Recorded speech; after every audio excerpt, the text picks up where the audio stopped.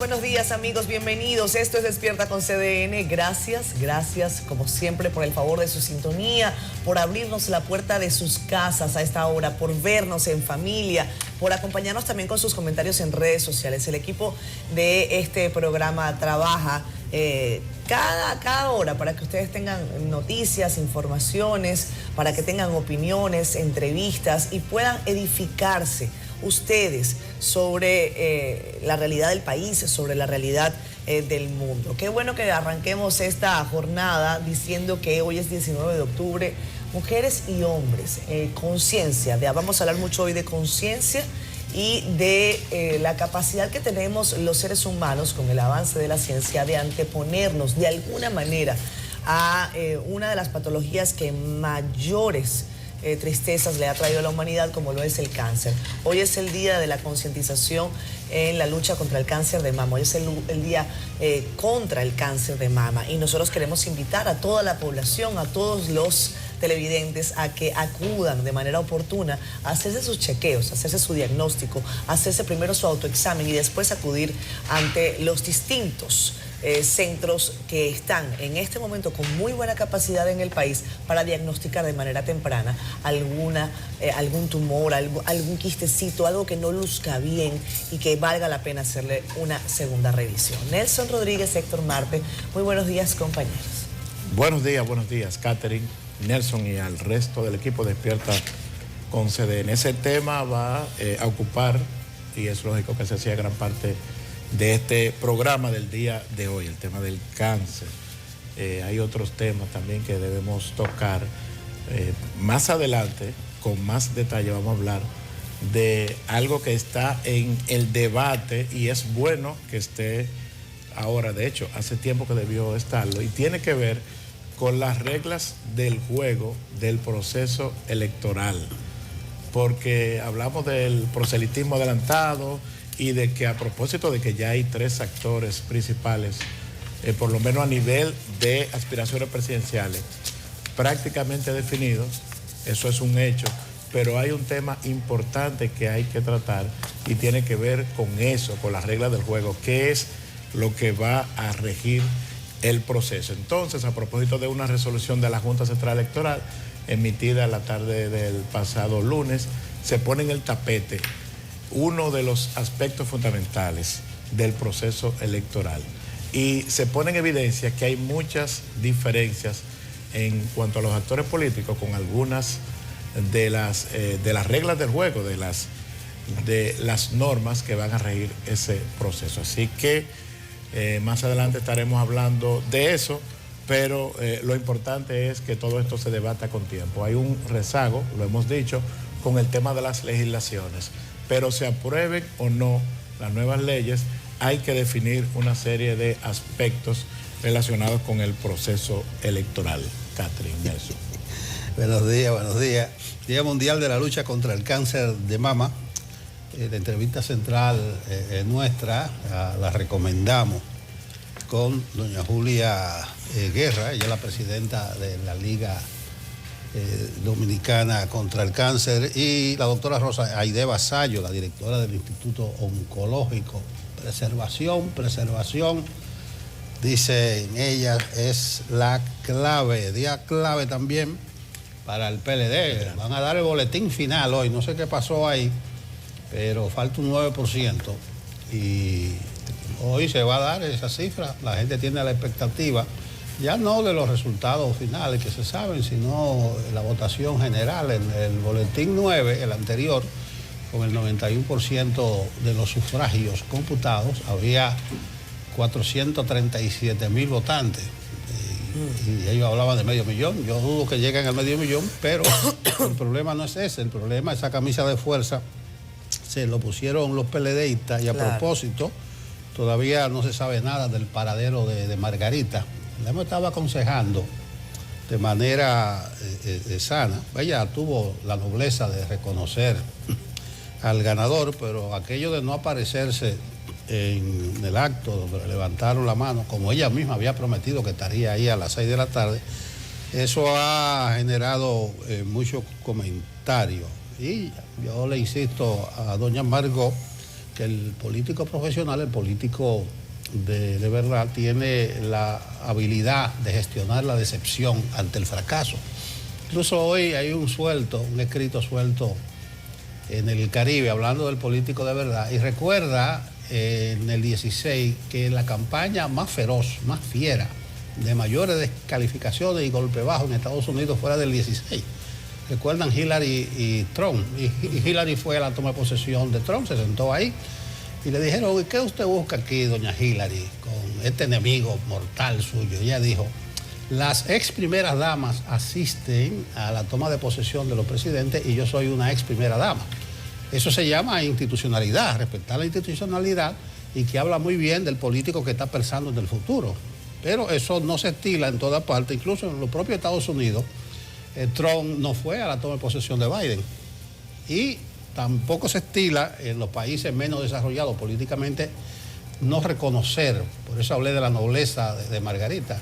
Aquí no se reconoció el triunfo de Danilo todavía en el 16. Entonces, eso tiene su bemoles. Doña Margarita, si usted es una política de verdad, piense en el futuro, porque en algún momento usted saldrá al ruedo, y además, como aquel sonado bolero de la mexicana María Luisa Landín, Margarita, hay que saber perder. Y hay un término que está de moda, Nelson, la inteligencia emocional. Y eso es fundamental en los políticos. Sí, no, eso es verdad, no es fácil. Entre los galleros se habla de un golpe de bolsón o de estebanía. Sí. Eso fue lo que recibió Margarita, y ella sabe que estuvo por debajo de la expectativa, pero no, el político de verdad pierde hoy, inmediatamente comienza a barajar para la próxima apuesta. Y Margarita ha sabido en el tiempo, yo creo que hay que analizar a la figura de Margarita Cedeño en el tiempo.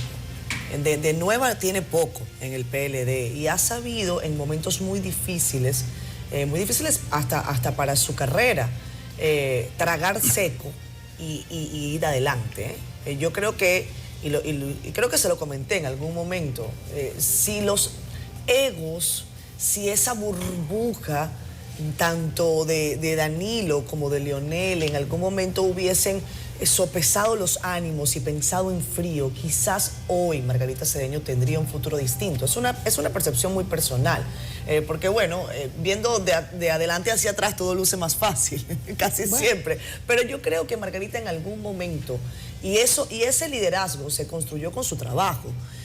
Hay muy pocas críticas de lo que Margarita Cedeño hizo al frente de Prosoli. Al contrario, eso le generó una popularidad importante, que lo que debía traducirse en una noche como la del 16 quizás era no solamente en popularidad, sino en popularidad animada a ejercer su derecho.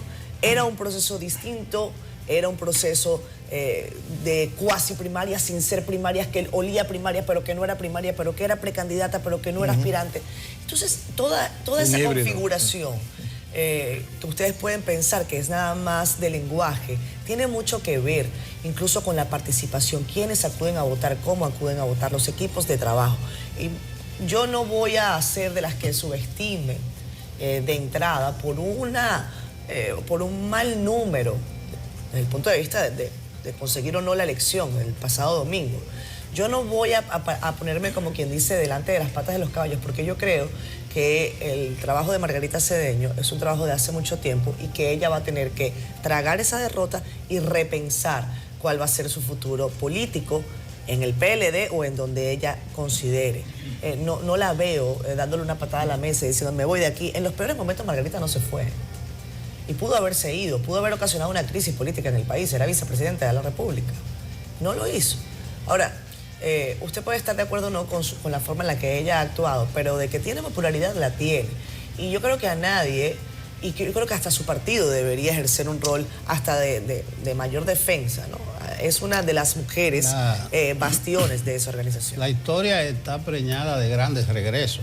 Sin duda. Incluso el lunes mencionaba yo, o escribía sobre Richard Nixon cuando perdió de Kennedy, una cerradísima votación. En noviembre del 60, le aconsejaron de todo, y hubo un amigo que le dijo, usted no puede echarle la culpa a su gente, ni mucho menos al adversario que triunfó. No. Y Richard Nixon, vean el futuro después de eso, se había retirado, se había puesto a hacer en vista. Hasta el 78, el 16 de agosto del 78, el 99.9% de los dominicanos, tal vez alguno que otro reformista, pensó que Balaguer estaba acabado en el 78. Y miren después. Entonces, Margot, cuando usted permita que le cuentan los votos, hay que saber ganar, ganar o perder, perder. Héctor. No hay que irse tan lejos. Un ejemplo reciente de un regreso espectacular lo hizo Hipólito Mejía, que no ganó las elecciones, pero de haber pasado, de salir en el 2004 muy mal, en el 2012 dio la batalla, además de que tenía en algún momento más de un 15% por encima de su más cercano competidor, que eventualmente se convirtió en el presidente. Lo que no vamos a apoyar en ningún momento son algunas bajezas ahí, bajos y críticas, que han salido por ahí unos enemigos gratuitos. No, eso no es necesario. Muchísima gente se ha montado una guagua contra Margarita, una dama que merece respeto, que tiene un historial personal. Por eso que yo digo, que Margarita no es de ahora. En República Dominicana. Eso no va, esa bajeza no va. Con eso nosotros no nos podemos plegar de ninguna manera. Vámonos ahora con Francisco Medrano para ver las portadas del Caribe y CDN.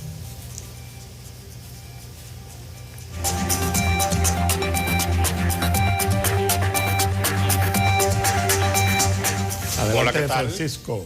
Por supuesto, bonita mañana para todos ustedes y también para nuestros amigos televidentes que están en sintonía a esta hora con Despierta con CDN. Vamos rápidamente a presentar la portada de nuestro periódico El Caribe y lo hacemos con Julia Guerra, presidenta de la Liga Dominicana contra el Cáncer, y Rosa Aide Basayo, directora médica del Oncológico. Ellas son las participantes de la entrevista especial del Caribe y CDN.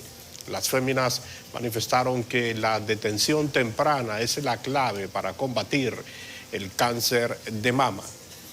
En otra nota del Caribe, turistas accidentados en Bávaro exigen justicia contra el conductor del vehículo, mientras que el juez se reservó el fallo de la medida de coerción para este jueves.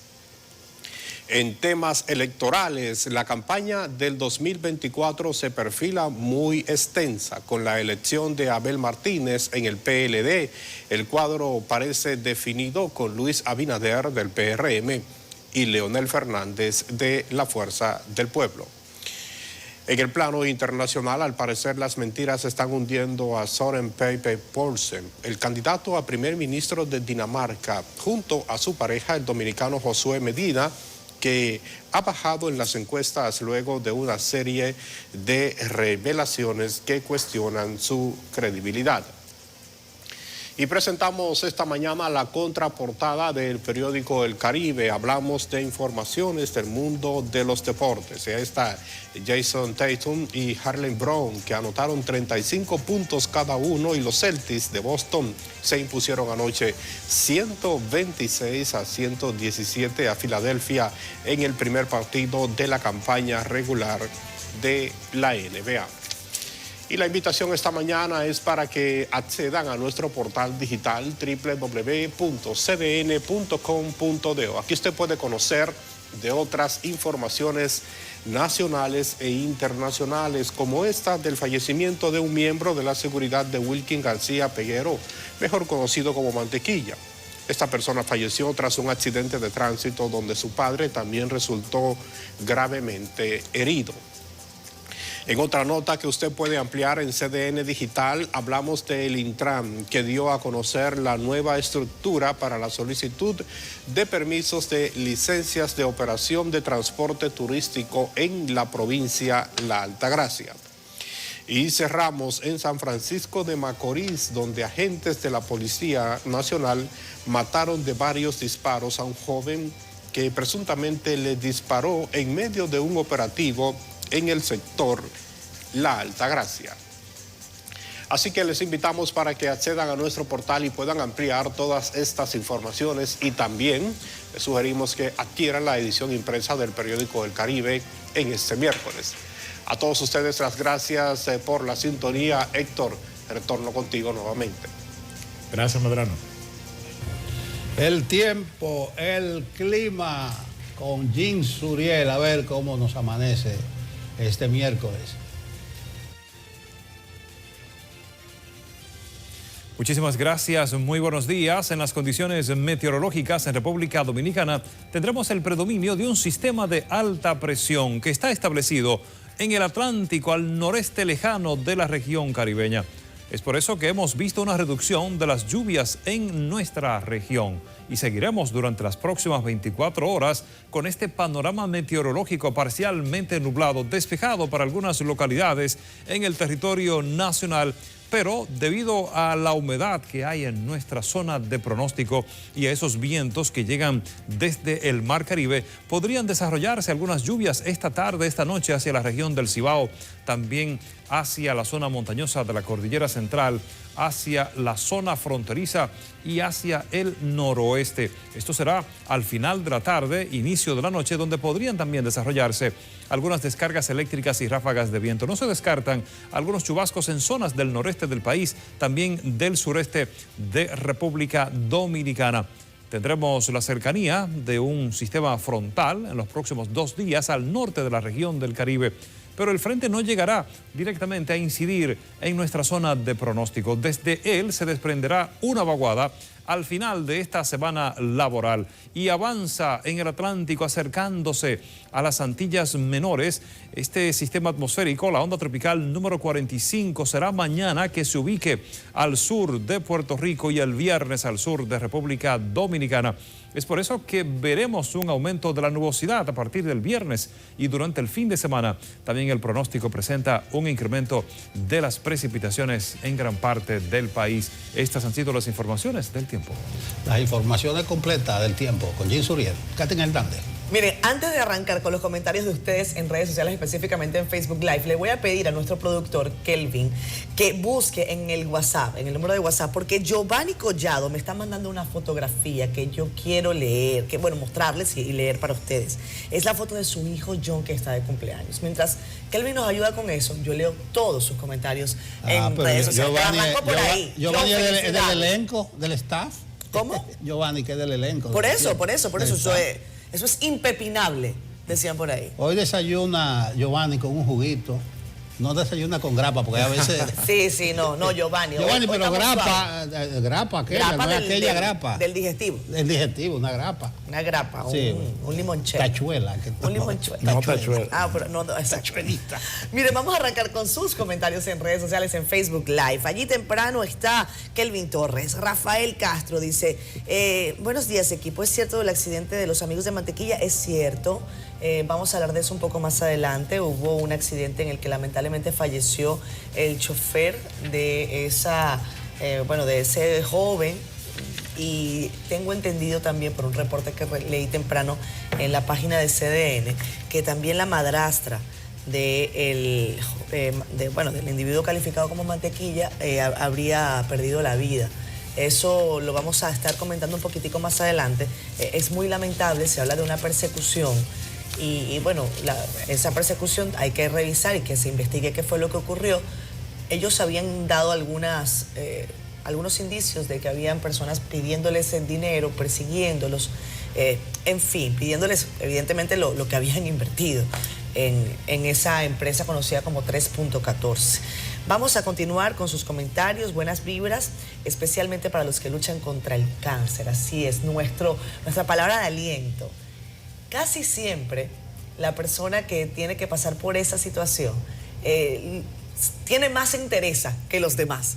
Casi siempre pasa que nos dan lecciones a los que no tenemos, no hemos tenido que atravesar por una situación tan compleja.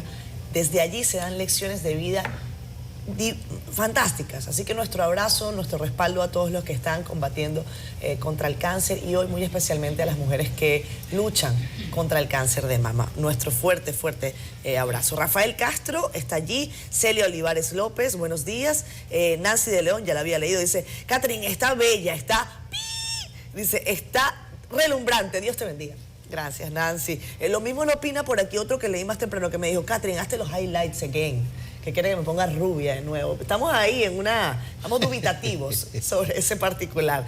Si es por Nelson, mañana yo vengo otra vez rubia. ¿Oíste, Héctor?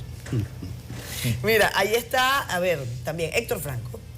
La consulta del PLD envió a lejano lugar a los radares de Jim Suriel. ¿Cómo así? A ver. Nos comenta también José Aponte, buenos días equipo, creo que existen temas más importantes que los intereses partidarios, particulares, el problema de la inseguridad, la situación de Haití, el costo de la canasta familiar, la seguridad social, entre otros muchos problemas más que nos afectan. Los líderes nacionales deben unirse para plantear soluciones que vayan en beneficio de todos los dominicanos. Gracias José, un abrazo para ti. También nos comenta Martín Vicioso, Marino Pallero, Mariver Pérez desde Santiago, Joana Ortiz nos envía bendiciones al igual que Basilia Simons. Dice que ya está en Francia y que las autoridades deberían hacer algo acerca del mentado mantequilla para que no suceda una tragedia. Ya la tragedia ocurrió. La tragedia llegó ayer. Vamos a revisar la fotografía. Tenemos la foto de John, del hijo de Giovanni. Dice producción que tiene dificultad para hablarla de Facebook. Si nos la manda Giovanni por WhatsApp, del grupo, pero póngamele al hijo de Giovanni, el merenguito este. Póngale su cumpleaños a John, caray. Es un hombre que se sacrifica soportándonos todos los días y cogiendo cuerda con nosotros. Ahí está. Ahí está, para el hijo de Giovanni. Felicidades. Felicidades.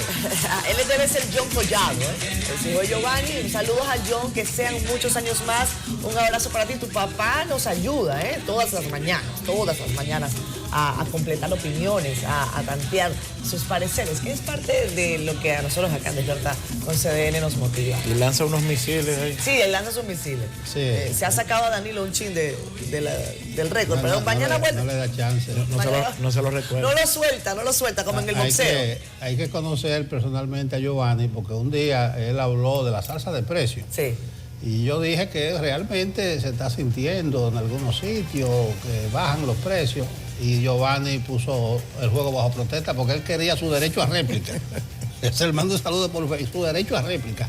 En este caso no te la dimos, Giovanni, aunque nosotros respetamos. Pero sí que tenga un buen día con tu hijo John.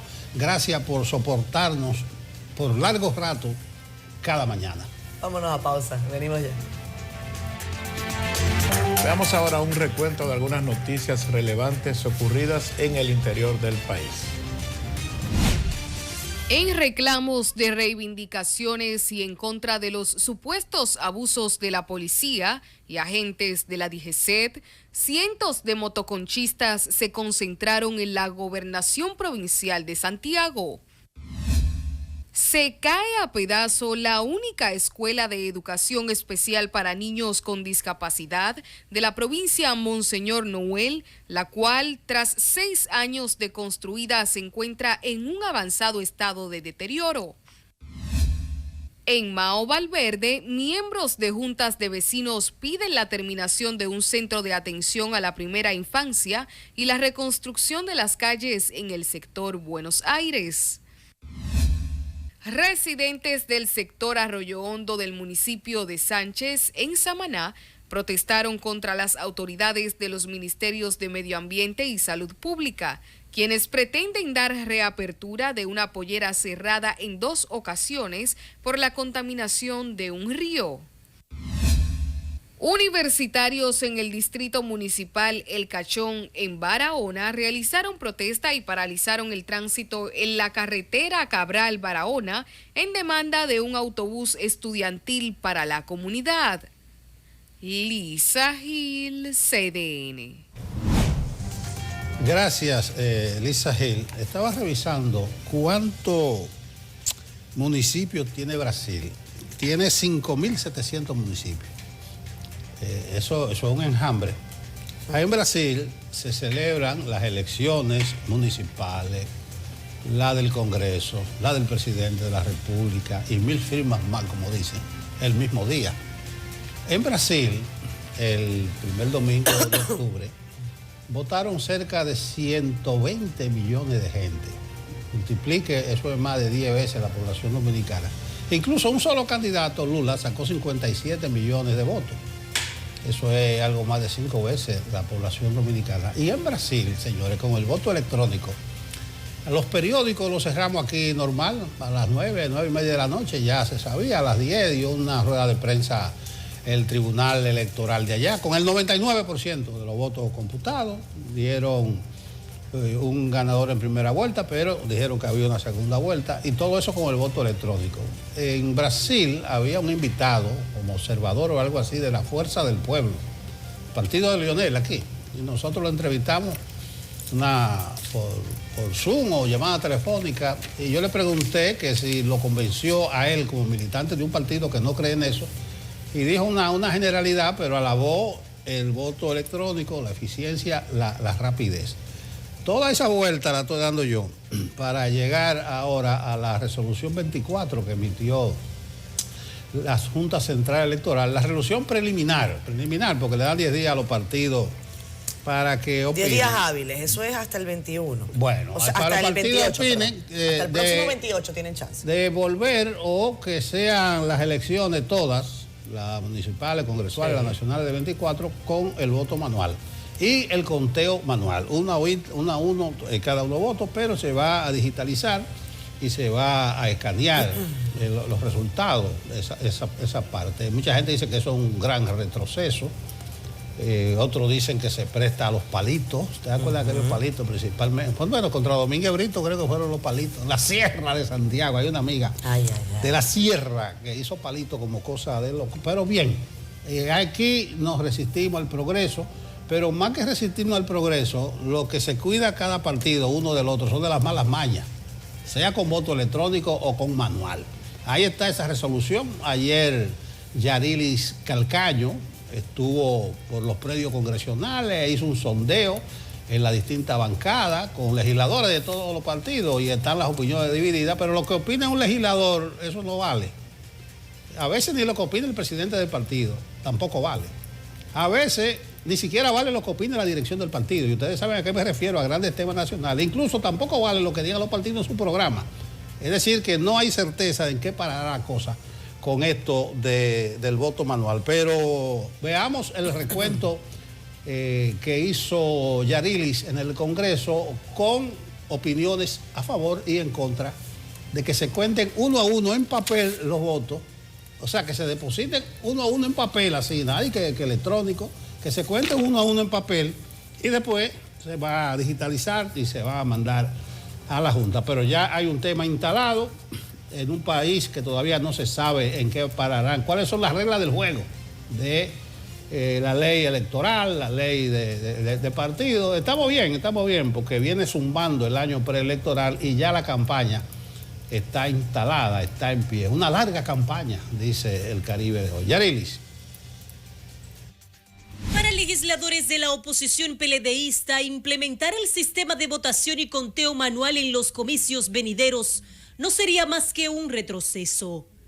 Los morados, que recientemente realizaron una consulta ciudadana mediante el voto automatizado, apuestan al uso de la tecnología. La Junta Central nos suministró los equipos y todo funcionó bien. Y dimos ejemplo en este momento de que realmente esos aparatos lo que hay que darle buen mantenimiento. Sin embargo, los oficialistas y legisladores de partidos minoritarios coinciden en que solo el sistema manual es capaz de generar la confianza que requiere un torneo tan complejo como el que se avecina. Iba a ser muy cerrada la competencia, y cuando las competencias son cerradas, cualquier duda, cualquier sospecha crea dificultades. Ustedes recuerdan, hubo problemas cuando hubo que suspender las elecciones, fruto de esos aparatos. Creo que es el sistema de votación que da más confianza al sistema de partido político, aunque tiene sus desventajas en relación al tiempo. ¿Cómo nos vamos a aventurar cuando estamos con un proceso encima a implementar un voto electrónico cuando no estamos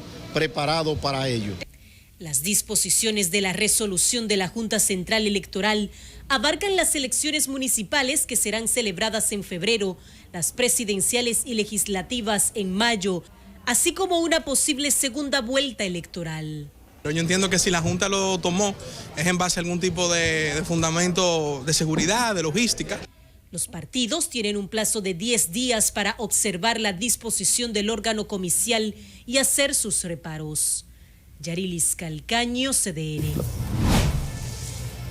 Hay unos cuestionamientos, o sea, entre los argumentos de los que se oponen al voto electrónico, que yo no creo que se vaya a dar, obviamente, por ahora el voto electrónico, pero es un tema interesante para debatirlo para el futuro. O sea, aquí se va a imponer el voto manual. Pero uno de los argumentos es que se presta a irregularidades. Oigan esto, señores. Como que las elecciones del 86, del 90, del 94, donde hubo denuncias de fraude, había voto electrónico. Porque esos que hablan, que objetan el voto electrónico dicen, pero siempre hemos utilizado el voto manual. Sí, siempre hemos utilizado el voto manual. Y ha habido procesos irregulares y ha habido maniobras fraudulentas. Y menciono esos procesos que son elecciones presidenciales. Pero lo que ocurre en las elecciones legislativas con el voto preferencial, ahí sí hay una gran cantidad de irregularidades que se ponen incluso de acuerdo los delegados de los partidos. O sea, todo el mundo sabe eso. Todo el mundo sabe eso. Eso no es un descubrimiento. Entonces, no es un argumento válido el hecho de que se pueda prestar a irregularidades. El voto electrónico, cuando lleguemos a implementarlo, ahí vamos a ver que es más rápido. Bueno, hemos tenido experiencia, es más rápido, es más cómodo para el elector, pero también para el que está en la mesa trabajando. O sea, es un tema interesante por debatir, pero hay algunos argumentos que se están utilizando que no son válidos. La palabra para todo esto, porque bueno, todavía faltan posiciones, es la confianza. Para las elecciones lo que hace falta es confianza entre las partes, confianza del elector, que la gente sienta que definitivamente el resultado que arroje esa consulta fue algo legítimo, fue algo que se consensuó, o al menos que la mayoría así quiso como parte de la democracia. Las críticas que ha recibido o que recibió recientemente el proceso electoral que eligió a Luis Abinader, ¿verdad?, como presidente de la República, no tuvieron absolutamente nada que ver, Héctor o Nelson, perdónenme ustedes si yo me equivoco. Ese proceso donde se eligió a Luis Abinader presidente, ¿contó con algún tipo de rifirrafe por el asunto de que el voto era automatizado, que no es electrónico? Ojo. Y en esto nosotros todos tenemos que tener cuidado, porque cuando uno lee por aquí y por allá, y que si el Tribunal Constitucional, que si la Junta, que si los periodistas, nos volvemos todos un sancocho, y es fácil volverse un sancocho, me da culpa. ¿Qué ocurre? Voto electrónico es aquel que usted emite incluso desde su casa y envía directamente, y hay un organismo como la Junta Central Electoral que lo recibe. No así voto automatizado. Voto automatizado es el que usted emite en un centro electoral, saca una papeleta y esa papeleta es depositada. Esos resultados son enviados. Aquí vale la pena que la Junta Central Electoral explique cuáles van a ser las características de esta nueva fórmula y que lo diga con puntos y señas. Si se va a votar de manera manual con una boleta como las que decían Héctor, ¿verdad?, que era una gran boletota, también dependiendo de si son parlamentarias o no. Usted pone su voto, dobla y deposita. Sí. Y después entonces se empieza a contabilizar. A mano también. A mano también. Entonces, ¿cuánto va a tardar eso? ¿Va a haber o no va a haber Si es así, no hay acta de totalización. O sea, no hay nada con lo que contrastar. ¿Cierto?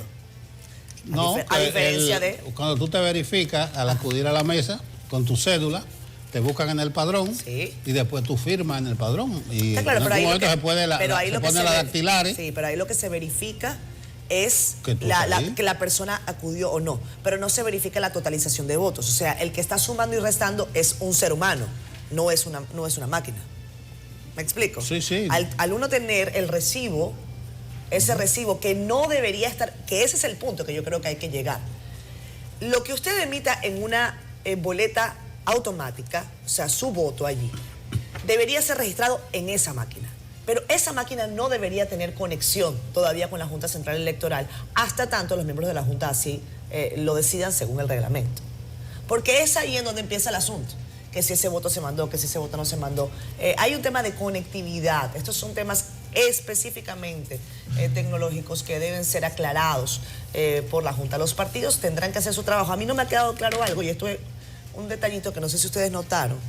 Me dicen que Tommy Galán va a ser el nuevo delegado del PLD ante la Junta y que bajaron a Danilo Díaz de ese carro porque en algún momento no era bueno, ya que él era representante de una tendencia del Partido Morado. Pero eso tendrá que aclararlo el PLD, porque no creo que sea algo tan a la ligera. Eso deberá decidirse quizás en una reunión. Tommy Galán actualmente es secretario de Asuntos Electorales. Sí, pero parece que va a ser Danilo va a Díaz subir. Durante mucho tiempo fue secretario de Asuntos Electorales, pero al mismo tiempo era delegado técnico. Sí, pero parece que van a subir. Entonces hay un delegado político que hace la labor conjunta con el delegado técnico. O sea, no sé si... Ojo, para evitar chisme, esto no me lo dijo Tommy Galán.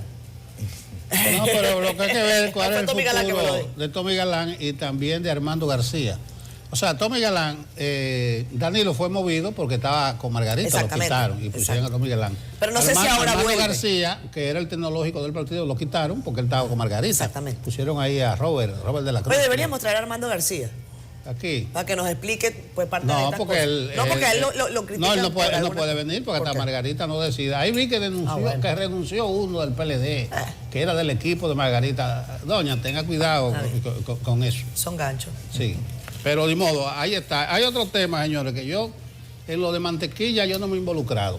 Yo no he emitido el primer comentario concreto y simplemente no me he limitado a decir que todo el mundo sabe en qué va a parar eso. Claro. Todo el mundo lo sabe, esos métodos Ponzi. Entonces, que es un mago, que multiplica, que los panes, que los peces. No, todo el mundo sabe y tampoco Maduro decía que multiplicó los panes y los penes.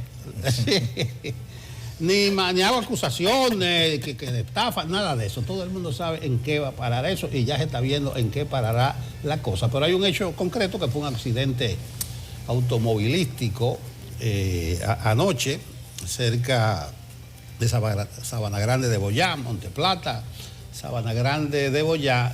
Me hago eco porque vi a Félix Victorino, don Félix, un hombre que tiene mucha credibilidad, que habló con un hermano de Mantequilla. Del Caribe me llamaron anoche que Yulisa Céspedes también había hecho contacto con una fuente cercana en su programa 55 Minutos. Entonces parece que es cierto que esa persona, la fallecida, Kelvin de Jesús Felipe Reyes, andaba a alta velocidad.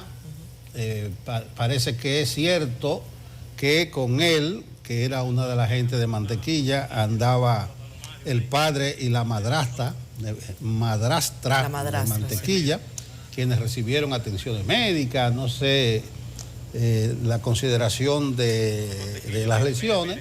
También es cierto, porque eso está documentado durante el día, que Mantequilla cerró sus oficinas. También es cierto que ayer había protestas cerca de la casa o la villa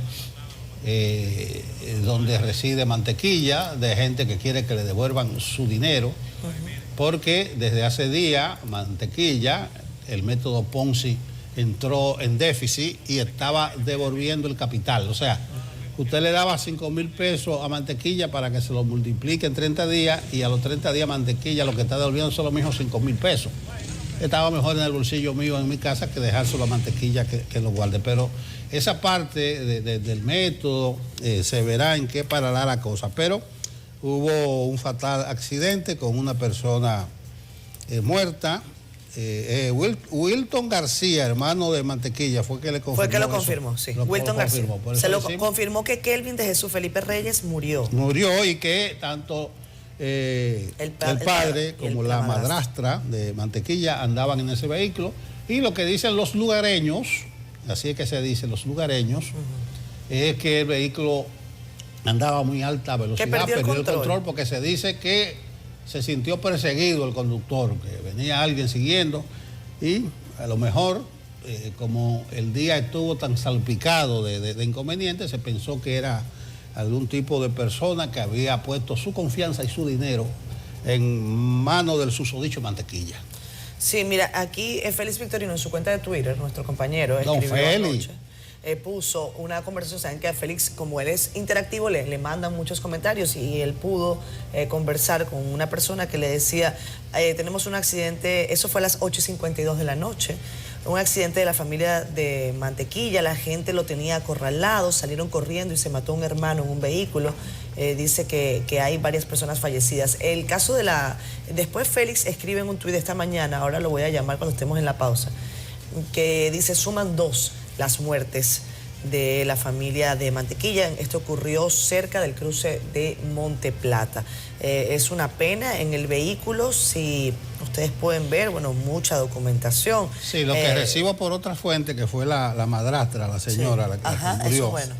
por otra fuente me ha estado llegando. Bueno, me llega por la fuente del Caribe Digital. Sí. La gente del Caribe que dice que murió la señora.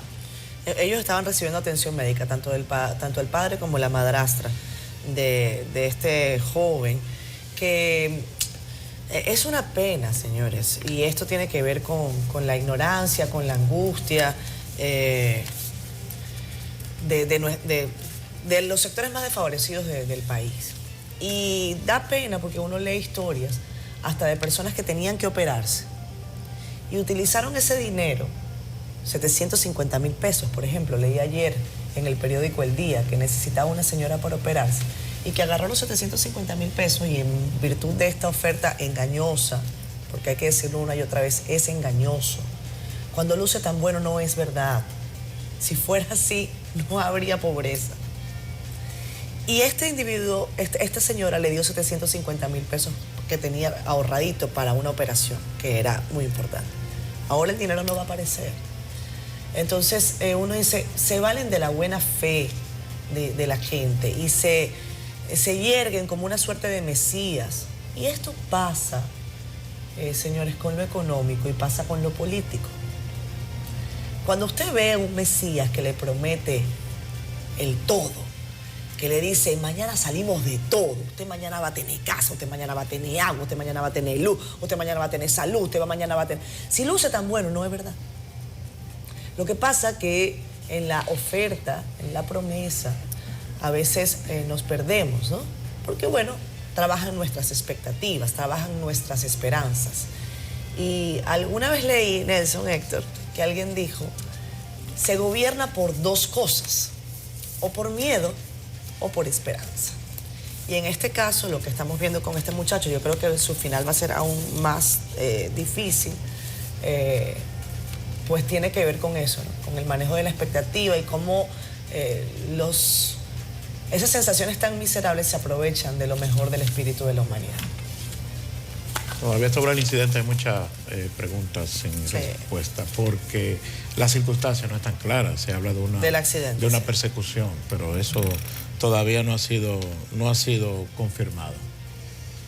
Miren, vamos a cambiar de tema, compañeros. El tema de Haití sigue dando mucho de qué hablar. Ayer vimos una declaración de Human Rights Watch, esta ONG, que ha pedido este martes que la comunidad internacional ayude a Haití a hacer frente al cólera mediante la entrega urgente de combustible. Algunos analistas advierten que República Dominicana sería la más afectada de tratarse el consenso en el seno del Consejo de Seguridad de Naciones Unidas, tal y como ha ocurrido, para lograr acciones concretas de ayuda en la crisis de Haití. Tenemos un reporte de Leticia Díaz.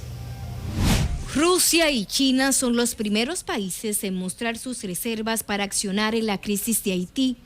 Plantean la necesidad de que todos los sectores de la sociedad haitiana deben estar de acuerdo con la ayuda de la comunidad internacional. Al respecto, analistas reaccionaron este martes. Hay que ver el juego geopolítico donde tanto Rusia como China no son afectados por la migración haitiana, que es un país de apenas 27,000 kilómetros cuadrados, pero tiene más de 12 millones de habitantes. Aquí los más afectados son República Dominicana, Estados Unidos y México, que sirve de tránsito para cruzar hacia los Estados Unidos. Por otro lado, el especialista en política internacional Iván Gatón afirmó que aunque la actuación de República Dominicana ha sido prudente en torno a la vecina nación, no es suficiente para evitar repercusiones a largo plazo en la isla. En la diplomacia usted evita muchos problemas, pero eso la gente no lo ve. El Consejo de Seguridad de la ONU llevó a cabo una reunión donde los distintos países presentaron sus posiciones. Estados Unidos y México preparan una resolución por separado que será presentada ante la Comisión Ejecutiva de ese órgano internacional. La República Dominicana planteó ante la ONU que la crisis humanitaria y de inseguridad que se vive en Haití es sin precedentes, por lo que se debe abordar con la urgencia que amerite el caso. Leticia Díaz, CDN. Bien, lamentable esa falta de consenso mínimo en el Consejo de Seguridad. Ustedes saben que el Consejo de Seguridad está integrado por 15 países. Nosotros tuvimos el lujo de durar un par de años en el Consejo de Seguridad, un asiento ahí. Pero de esos 5 países hay 5 que tiene el derecho a veto. ¿Qué significa eso? Que si usted no está de acuerdo, no se pare nada, ninguna resolución, ninguna iniciativa. Ahí están Rusia, China, Estados Unidos, Francia, se me escapa el quinto, pero Rusia y China vetaron cualquier posibilidad de resolución. De todas maneras, el ambiente es tan confuso ahí adentro. Ayer comentaba, Catherine fue que resumió la posición de Linda Thomas, ella la embajadora de Estados Unidos, ahí en las Naciones Unidas, y que ella agrega un elemento de más confusión a aquellos que dice Guterres, que dicen algunos países, que una fuerza armada internacional especializada, o sea, que no son soldados de la ONU, los cacos azules, que no son soldados de ningún país, sino una fuerza especializada, multinacional, no sé, pero que dijo Linda Thomas ayer o el lunes en la reunión que esa misión sería por tiempo y alcance limitado. Se supone que es así, pero le agregó algo, aquí fue la confusión, que estaría encabezada por un país aliado. ¿Quién se va a echar esa cuava? Para más enmarañar la cosa, ella identificó ese país que va a encabezar o que se va a echar eso encima, pero dice que esa fuerza, dice Linda Thomas, tiene o tendría la experiencia amplia y necesaria requerida para lo que hay que hacer en Haití. Yo reitero, hoy vi unas declaraciones de un partido comunista, una cosa, llamando a unos machetes en Haití, que llegó la revolución, dice esa gente, que hay que comenzar por ahí, que los haitianos se pongan de acuerdo. Pero lo que quiero coger la parte de Human Rights sobre el cólera, que está pidiendo ayuda, auxilio. Sí. Ayer entrevistamos a Bauta Rojas. Me dijo anoche un ejecutivo medio del Caribe que la mejor parte de la entrevista con Bauta fue cuando él dijo que él era ministro de Salud de 2010. Claro.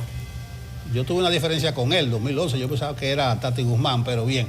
Entonces dice Bauta, a mí me tocó encabezar la ofensiva de salubridad sanitaria dominicana cuando aquel brote brutal del cólera en Haití del 10, murieron más de 7,000 personas.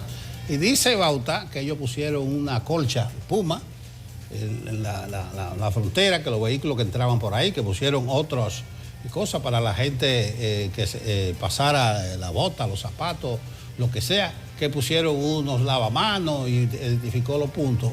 Y dice Bauta, y yo creo que si ellos hicieron tantas cosas en el 10, que ahora no se está haciendo lo suficientemente proactivo.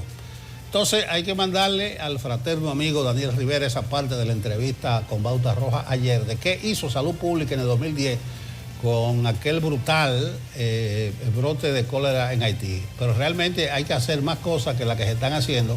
Y bien por esta ONG, vamos a llamarle así, internacional, que se preocupa por esa parte humanitaria, porque en todo este embrollo de la banda, de barbecue, de la violencia, está el problema humanitario, que se supone que es lo primero que hay que abordar. Y en cuanto respecta a República Dominicana, el problema del cólera. Ojo con el recuerdo, la remembranza de Bauta, porque él no estaba haciendo recomendaciones, sino que no cree que se está haciendo todo lo que se debe hacer. Pero ahí está el cólera en Haití, entre muchas otras cosas.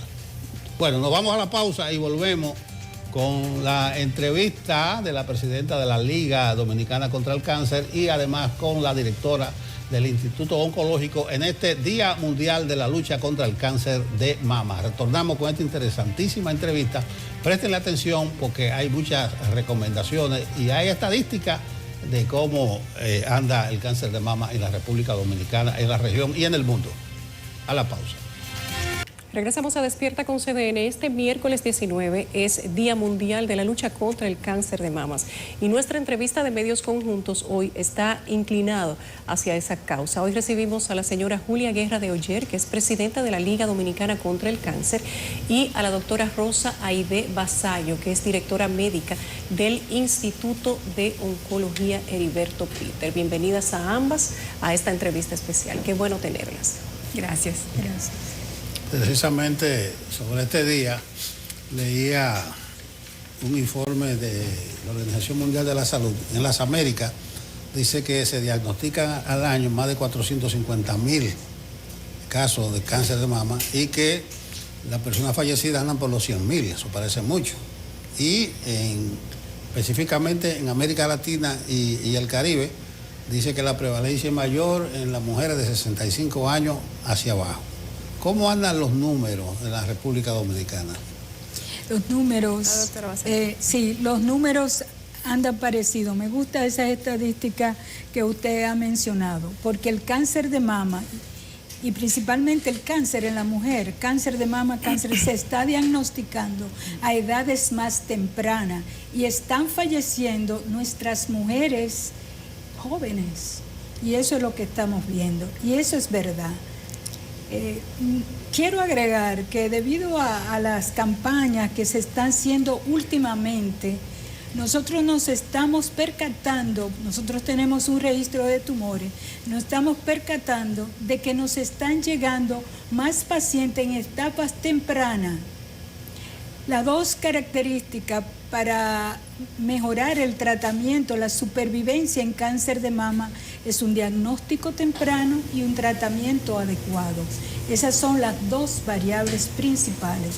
Y siempre, es decir, nosotros tenemos estadísticas de 22 años, generalmente los pacientes nos estaban llegando 3A en etapas clínicas 3, que localmente avanzado, 2B, pero ya vemos que está aumentando las etapas clínicas más tempranas. Eso nos pone muy contentos. Pero en general es como usted dice, es decir, en los países anglosajones, en países desarrollados, el cáncer de mama es más frecuente en mujeres de más de 60 años.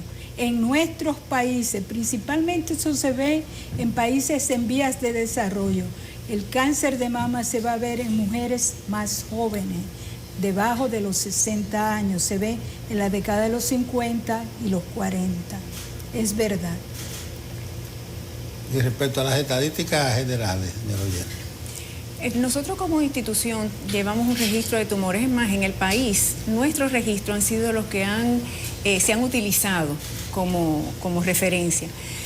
Nosotros sí vemos que anualmente nos llegan alrededor de 2.500 nuevos casos diagnosticados. En cáncer de mama principalmente son alrededor de unos 500 casos.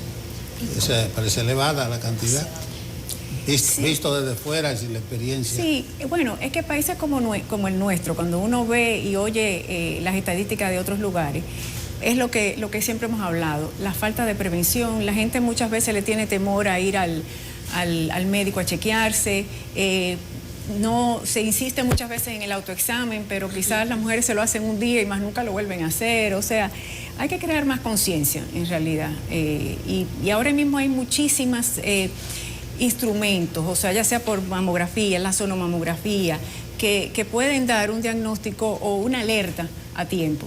Y en realidad lo importante es que la gente vaya y que haga conciencia. Eso es lo que nosotros también como institución tratamos de hacer, crear conciencia para que se vayan a chequear. Lo que se está viendo a nivel mundial en estadística es que el cáncer de mama es el líder de incidencia, es el más frecuente a nivel mundial.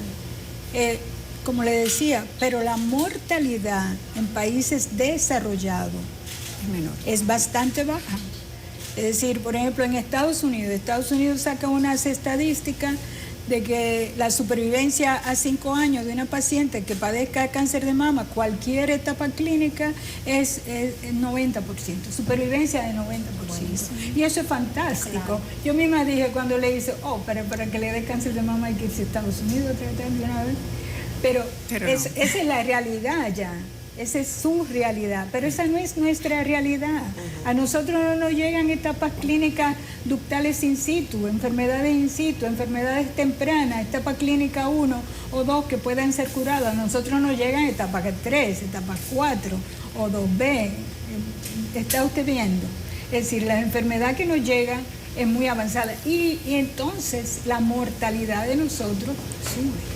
Y a propósito de cuando llegan a etapa 3, etapa 4, es ya en el momento en que hay que hacer la inversión en el tratamiento. No. Bueno, hay que hacer tratamiento para el cáncer, si es quimio, si es, la terapia que recomienden los oncólogos. Mi pregunta va dirigida respecto al tema económico de los pacientes. Yo sé que ustedes en Heriberto Peter nos reciben a todo el que llega. Entonces, ¿cómo está funcionando el tema de las coberturas? para las personas que llegan y necesitan un tratamiento ya para un cáncer en una etapa 3, en una etapa 4? Nosotros como institución, parte de lo importante es justamente que el paciente cuando llegue empiece su tratamiento y no lo deje. O sea, que por falta de dinero o hasta por situaciones de que a lo mejor no pueda ir, nosotros hasta tratamos de llamar a ese paciente y darle seguimiento para que no falle. Nosotros tenemos un departamento de trabajo social al cual yo le doy mucha importancia porque ahí se hace una evaluación socioeconómica del paciente y vemos sus necesidades. Entonces lo que nosotros hacemos es que cuando el paciente empieza, vemos su seguro, el seguro paga, la posibilidad del paciente de poder pagar o qué pagar, porque a veces está el copago. Exacto. Entonces nosotros trabajamos principalmente en eso, ver qué puede el paciente pagar, qué paga el seguro, y entonces después nosotros entramos y lo ayudamos en lo que podamos. ¿Y las ARS cumplen? Porque, por ejemplo, hacemos las reclamaciones, pero ¿cuánto tiempo dura para pagar una ARS? Hablábamos con el doctor Racín de que ellos están en la carrera, porque SENASA es el que paga más de manera más oportuna. Y las demás ARS cumplen, porque si se nos atrasa en el pago, también va a haber un atraso en el servicio. En realidad, sí, hay algunas que pagan mucho más rápido que otras. Tenemos los inconvenientes de las famosas glosas, que eso nos toma mucho tiempo a veces para poder recibir el pago, que es cuando el médico, revisa a ver qué sí, qué no, de acuerdo al tratamiento que se le ha dado o al procedimiento que se le ha hecho al paciente. Pero por lo general, sí. Tenemos la potestad quizá de que como somos una institución independiente, podemos hacer cierta presión también para que los seguros no paguen, en el sentido de que si no nos pagan, no te doy el servicio. Entonces, tenemos esa facilidad de presionar. Como la mayoría de los pacientes nuestros son SENASA subsidiados, en realidad sí puedo decir que SENASA nos cumple bastante bien. Tenemos una relación muy cercana con SENASA, es más, nosotros le hemos cedido a SENASA un espacio dentro del hospital y hasta nos hemos conectado con ellos en cuanto a sistema, cosa de que el paciente cuando llega en muchos de los tratamientos o de los procedimientos podemos hacerle la autorización inmediatamente. Por ejemplo, laboratorio. Antes el paciente tenía que ir a SENASA, buscar su aprobación, volver entonces a caja para pagar, ver qué tenía que pagar o qué no. Ya nosotros directamente el paciente puede ir al laboratorio y ahí mismo se le hace su autorización, se le cobra y se le trata. ¿Cuál es el rol que debería jugar el Estado en términos de políticas públicas para enfrentar este tema del cáncer?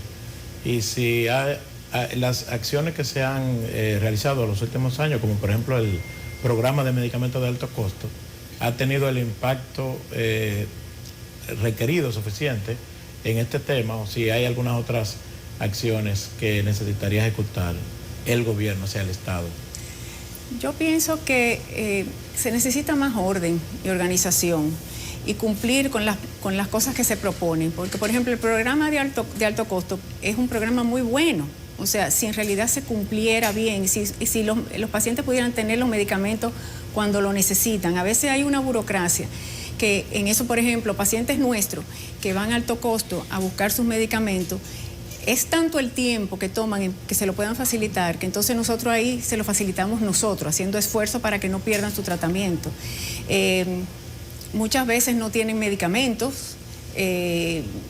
En realidad quisiéramos desde hace mucho tiempo, desde que inició el programa, nosotros como institución hemos tratado de decirle que cuenten con nosotros, que cualquier paciente nuestro, que haya más bien hasta una comunicación directa de nosotros como institución con el gobierno para facilitarles cuáles son los pacientes, darle toda la información del paciente y que no sea el paciente solo que lleva una comunicación que le piden, un formulario quizá hecho, y entonces va y pasa muchísimo trabajo. Pero la idea del programa es buena porque en realidad son medicamentos muy costosos que los seguros no lo cubren y que en realidad son necesarios para el tratamiento del cáncer, en el caso nuestro. Para los que no tengan conocimiento, ¿cómo funciona la liga? ¿Cómo se creó la liga? ¿Y cuál es la vinculación que tiene directa con el Hospital Oncológico Heriberto Piquer? ¿Por qué son en qué consiste esa dupla? Y si se puede hablar incluso de dos entes apartados o si hay que hablar de los dos en conjunto. Es una sola cosa. O sea, la Liga Dominicana contra el Cáncer acaba de cumplir 80 años y es una institución que es, por decir una palabra, es la dueña del hospital. O sea, quien tiene la personalidad jurídica es la Liga Dominicana contra el Cáncer. Entonces, su brazo operador es el instituto, el hospital. O sea, todo lo que hace la Liga, el funcionamiento de la Liga, es a través del instituto del oncológico. O sea, es una sola cosa. Dicen ustedes que funcionan como una organización sin fines de lucro. Somos una organización sin fines de lucro. ¿Y quiénes la integran para ponerle cara a esta organización? ¿Cómo funcionan? ¿Desde cuándo están? Ustedes dicen 80 años, pero hablemos un poco de la historia y de cuál es también la proyección que ustedes tienen después de tantos años de experiencia y entendiendo cómo también el país ha ido cambiando. La Liga, perdón. Para mí, y es lo que siempre digo, que la Liga Dominicana contra el Cáncer ha sido quien le ha dado respuesta al país durante todos estos años en todo lo relacionado al cáncer.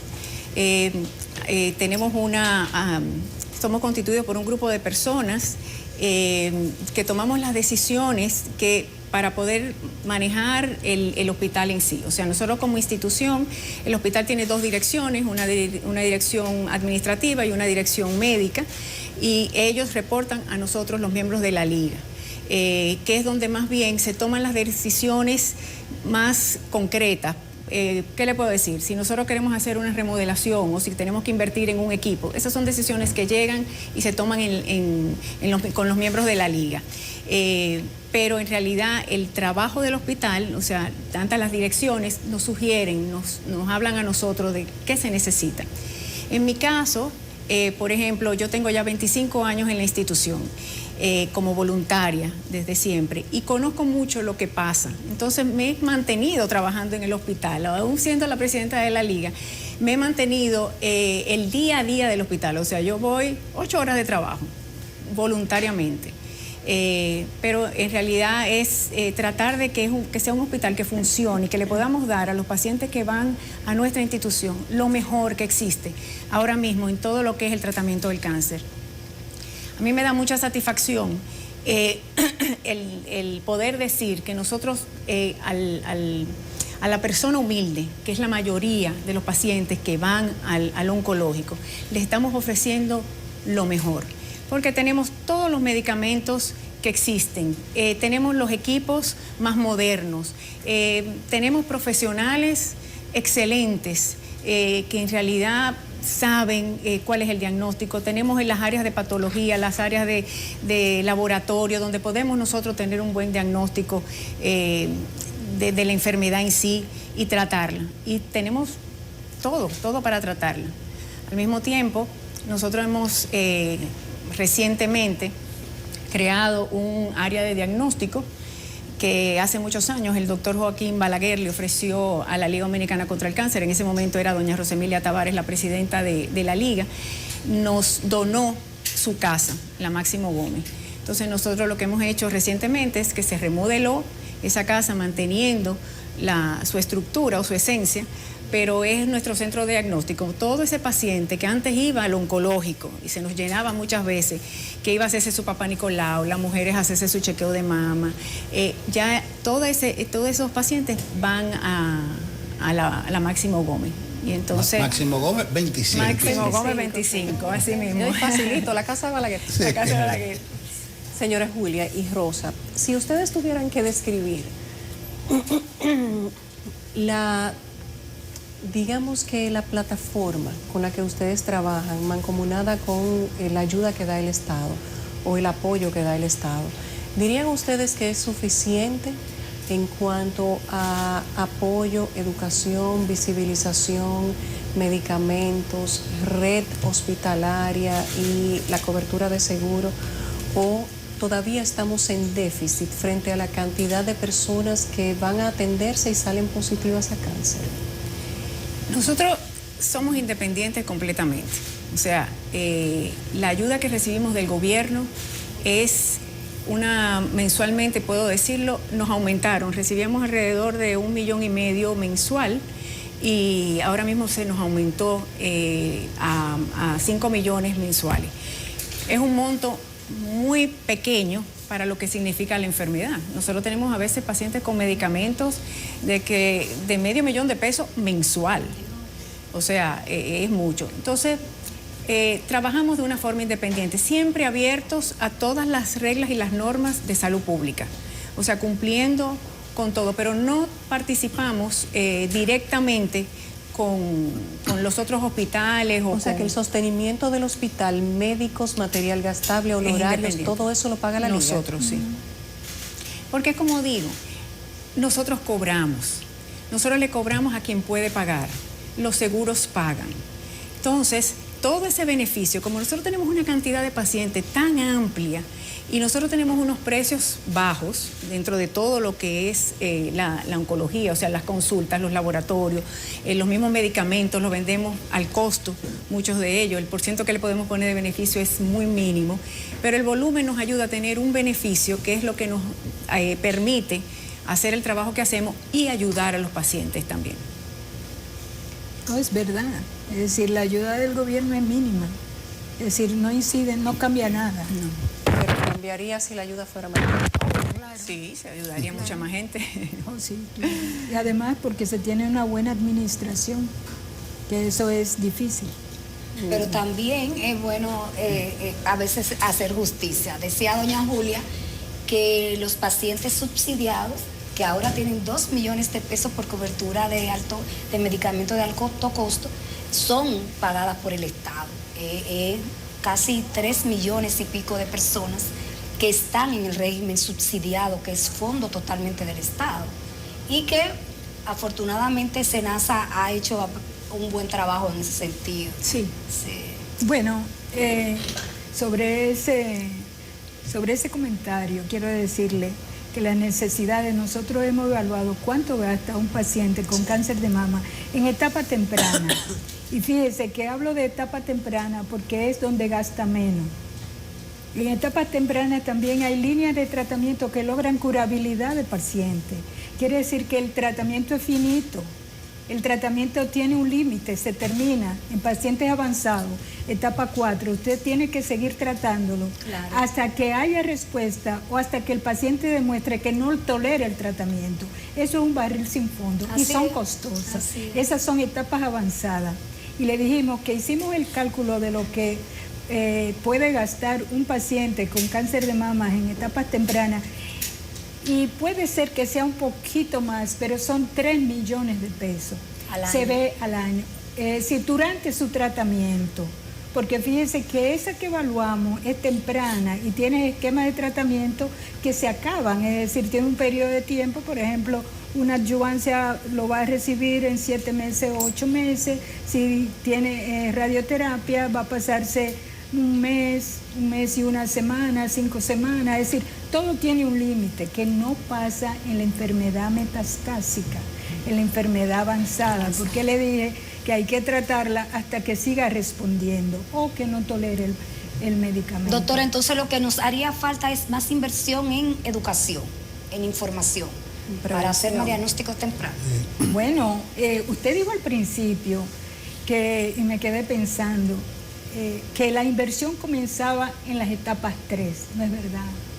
No, yo no lo sé, por eso estamos conversando con ustedes, que son los que tienen La inversión comienza desde antes, la inversión comienza desde la prevención. Y nosotros sabiendo eso, que preguntaba también la historia de la Liga, los objetivos de la Liga en la década de los 40, donde fue fundado, son los mismos objetivos de ahora. Ellos escribieron, nosotros lo hemos leído, ellos escribieron que su objetivo era tratar todo lo relacionado a prevención, diagnóstico, tratamiento y educación del cáncer. Quiere decir que lo que esas personas fundadoras de la Liga de esa época es la misma mística o la misma misión que presenta la Liga actualmente. Y hablando de educación, tenemos la Escuela Nacional de Oncología. En la Escuela Nacional de Oncología formamos oncólogos, pero no solamente formamos oncólogos que van a nuestro hospital, van de otros hospitales a aprender cáncer, es decir, otras residencias, van el nivel de grado de las universidades, va donde nosotros a aprender oncología. Nosotros salimos del centro y nos vamos a las comunidades ahí damos conferencias, hacemos detección temprana. Con eso creo que estoy contestándolo. Claro. ¿Desde cuándo comienza la inversión en oncología? Y en nuestro país, además de orden, se necesita mucha más inversión ordenada, organizada, bien pensada, con todos los actores, no solamente con una parte, es decir, porque el país somos todos. Claro, así es. Nosotros tenemos compromisos comerciales y les vamos a pedir un minuto para hacer una pausa y ya regresamos con ustedes nuevamente. Hoy hablamos de la Liga Dominicana contra el Cáncer. Hoy en el Día Mundial de la Lucha contra el Cáncer de Mamas hablamos con las representantes de la Liga Dominicana contra el Cáncer. Y para continuar con la entrevista, Nelson tenía una pregunta. Sí, yo quiero saber de la presencia nacional de la Liga. Estoy viendo mucha concentración aquí en la capital, incluso había un proyecto en el sur que parece que quedó tronco, pero parece que hay mucha concentración en el Gran Santo Domingo y más propiamente en el Distrito Nacional. Sí, toda la vida, en realidad, durante estos 80 años, la mayoría, quizá todos, los pacientes que padecen cáncer van a nuestra institución. Han surgido otras instituciones en diferentes lugares, pero nada como lo que nosotros podemos ofrecer. Entonces, nuestro interés hace mucho ha sido poder expandir, pero por circunstancias, por falta de recursos, no, en realidad ha sido imposible. Entonces sí se nos presentó el presidente Abinader, antes de ser presidente se acercó al hospital y es una persona que nos mostró lo que aprecia el trabajo que se hace en el hospital, en el oncológico, a través de la Liga Dominicana contra el Cáncer. Y él nos expresó su deseo de que ese paciente que llegaba y que pasaba trabajo con un pasaje, que no tenía dónde quedarse y eso mismo dificultaba su tratamiento, él quería que que pudieran tener en diferentes lugares del país su tratamiento, o que hubiera un sitio donde se pueda tratar el cáncer. Y él cuenta con personas como nosotros, como instituciones como nosotros. De los primeros lugares que vimos y nosotros vimos la necesidad es el sur, y por eso se ofreció la parte de Barahona. En ese sentido, el presidente nos ofreció el Hotel Guarocuya. Se vio una facilidad por el hecho de que era algo que podíamos, a través de un acuerdo de arrendamiento, entregarnos el hotel, nosotros remodelarlo y entonces poder tener ahí un hospital o un centro de diagnóstico y quizá ir creciendo con el tiempo. Pero por circunstancias todo estaba hecho, ya en realidad los acuerdos estaban listos, nosotros hasta iniciamos la remodelación, pero por circunstancias, por intereses quizá de la parte hotelera o intereses personales o políticos de la región, eso se tuvo que echar para atrás. ¿Pero qué se interpuso? Pues porque eso... Yo diría que bulla. Una causa tan noble como esa de tener un oncológico en Barahona que pueda cubrir esa parte del sur, ¿quién podrá oponerse a eso? Y mire que en realidad se habló mucho de que es un hotel y que quizá la parte turística debería de desarrollarse más ahí y no que fuera un hospital, con relación específicamente a ese hotel. Y yo diría, bueno, tienes razón, pudiera ser, pero es un hotel que ni siquiera tiene playa. Pero en realidad por circunstancias no se pudo hacer, pero definitivamente es necesario. Porque mire, parte también de lo que nosotros hacemos como liga y en la ayuda a los pacientes es que todos esos pacientes que muchas veces vienen del interior o de tantos lugares del país no tienen la forma y nosotros le tenemos que cubrir el pasaje. Nosotros los ayudamos muchas veces hasta con alquilarle una habitación para que se puedan quedar. O sea, nosotros vamos más allá de lo que es el tratamiento en sí del paciente en el hospital. O sea, más de lo que es la quimioterapia, más de lo que es la radioterapia, más de lo que son los procedimientos. O sea, nosotros ayudamos al paciente con alimentación, nosotros transporte, oxígeno cuando se tienen que ir a su casa, que ya a veces no hay mucho que hacer y necesitan oxígeno allá. Nosotros le alquilamos casa a pacientes que están en circunstancias. Por ejemplo, tenemos una niña con xeroderma pigmentosa, que es una enfermedad que para mí es horrible. Esa niña, por ejemplo, no puede coger nada de sol. Entonces, las condiciones en que vivía, porque hacemos visitas domiciliarias para ver las condiciones de los pacientes, nosotros, por ejemplo, dijimos, no, es que no puede vivir así. Vamos a buscarle una vivienda y se la alquilamos nosotros. O sea, nosotros nos involucramos en todo eso. Y definitivamente se necesitan lugares en diversas partes del país. El interés está de parte del gobierno, veremos cómo se puede ir haciendo eso en realidad. ¿Y no se identificaron terrenos en el este o en otras provincias? Se nos ofreció también en un inicio el área de la parada de guagua que queda por donde están los Tres Ojos. Santo Domingo Este. La parada de la Discordia. Eso se nos ofreció también, lo fuimos a ver, pero también fueron de las cosas que se tumbaron. Se nos ofreció también un hotel en el Ceibo, pero también que está también arrendado para hacer lo mismo que hicimos con el Guarocuya, pero tampoco se ha podido determinar. O sea, la intención, y es lo que quisiera como expresar, la intención del presidente está en apoyar y en ayudar a que la gente no pase trabajo cuando tiene una enfermedad como el cáncer, y él se nos acercó para que lo ayudáramos. La pena es que por circunstancias no se ha podido como concretizar nada ya. Pero a propósito de eso, de la posibilidad de extensión, hay un oncológico, hay otro oncológico. Recuerdo que cuando surgió fue motivo de controversia. E incluso, ya después de estar operando, hubo alguna propuesta de que se fundiera, de que se unificara con el otro oncológico. En la práctica, ¿cómo ha resultado? ¿Se han complementado? ¿Cuál ha sido el impacto de este nuevo oncológico? La historia, ese hospital se creó para la Liga Dominicana contra el Cáncer. Mientras estuvo en construcción, hasta que se terminó, había un letrero enorme donde decía: aquí se construyen las nuevas instalaciones del Instituto de Oncología Dr. Heriberto Peter. Por lo mismo, por circunstancias, por intereses, se nos quitó ese hospital. Eso fue ya a final del gobierno de Leonel Fernández. Tratamos de conseguirlo porque nosotros como hospital no cabemos, o sea, por eso ahora mismo nos hemos involucrado en remodelar y en tratar de crecer, porque no tenemos camas para los pacientes, porque va tanta gente.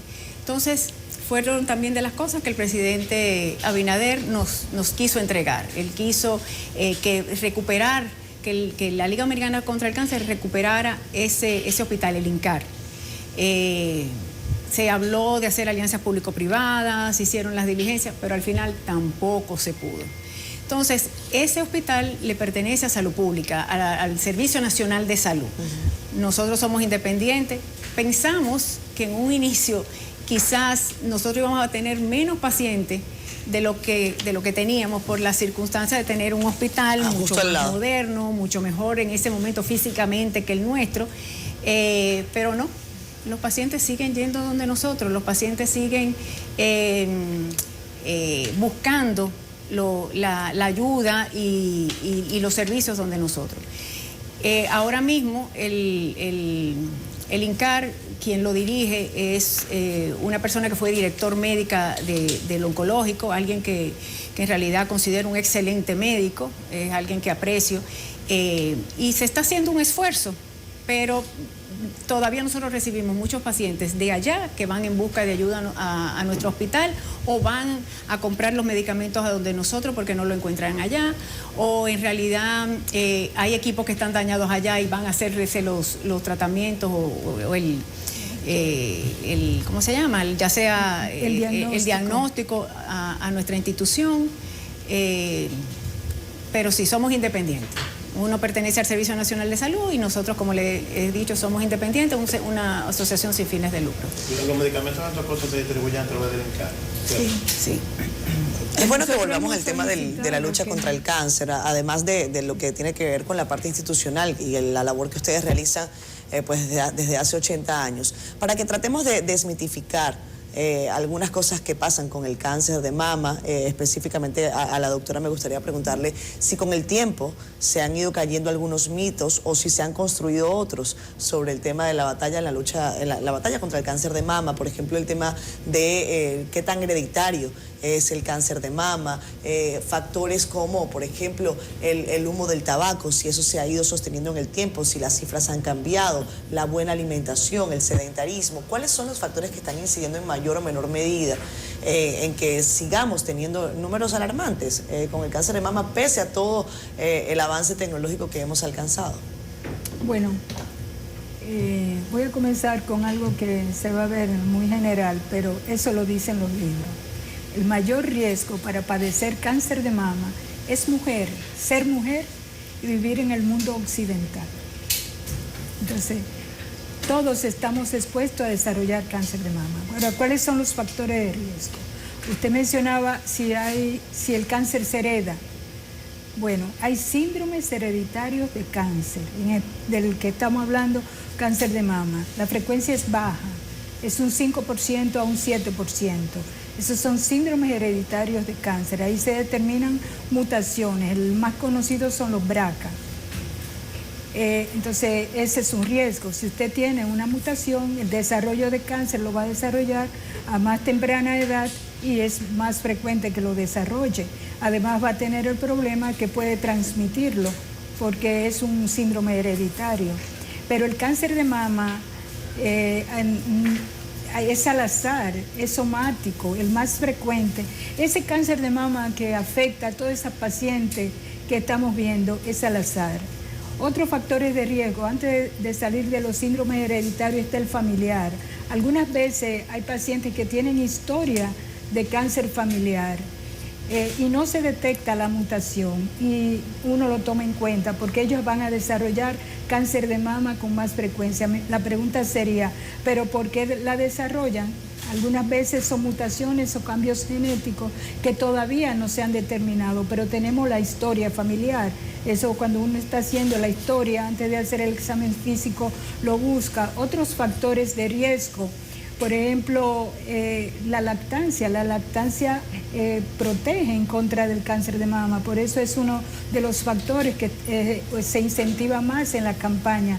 Dele el seno a su hijo, además porque tienen mucho más beneficio lactar el niño. Por ejemplo, una paciente que haya tenido biopsias o diagnósticos previos que no son malignos de la mama, tiende a tener un mayor riesgo de desarrollar cáncer de mama.